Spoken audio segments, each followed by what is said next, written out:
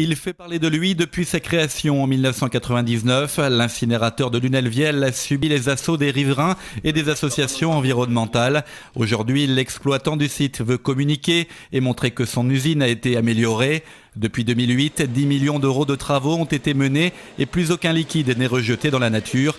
Les résidus noirs de combustion, les mâches-fer, sont envoyés en traitement et l'accent a aussi été mis sur les rejets de fumée avec un nouveau système de filtration. Première étape, qui est une étape qui permet d'abattre l'ensemble des poussières, c'est un système électromagnétique avec des plus et des moins qui s'attirent. Une deuxième étape physico-chimique, on va injecter des réactifs de traitement des fumées qui vont piéger l'ensemble des éléments indésirables, les métaux lourds, les dioxines. Des systèmes de filtre. Mais aussi des pièges pour les gaz à effet de serre comme les oxydes d'azote. Selon l'opérateur, les rejets obtenus sont 10 à 100 fois inférieurs aux normes en vigueur. Ce qui ne convainc pas les opposants de la première heure. Pour eux, les normes appliquées à l'incinération des déchets restent plus industrielles que sanitaires. Il faut se poser de nouveau les questions sur les normes parce que les rejets que nous avons par les fumées et par les mâches-fer favorisent aujourd'hui le développement des maladies cardiovasculaires, des maladies de l'obésité ou des maladies du diabète parce que ce sont des perturbateurs endocriniens. Donc ce sont des molécules qui agissent à la place de nos hormones. Mais du côté des responsables de l'incinérateur, on reste convaincu des avancées de la technologie.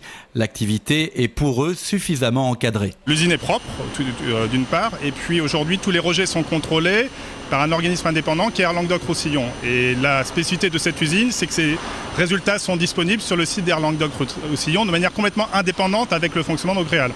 Et l'incinérateur de l'Est-Héroltais a traité l'an dernier plus de 120 000 tonnes de déchets.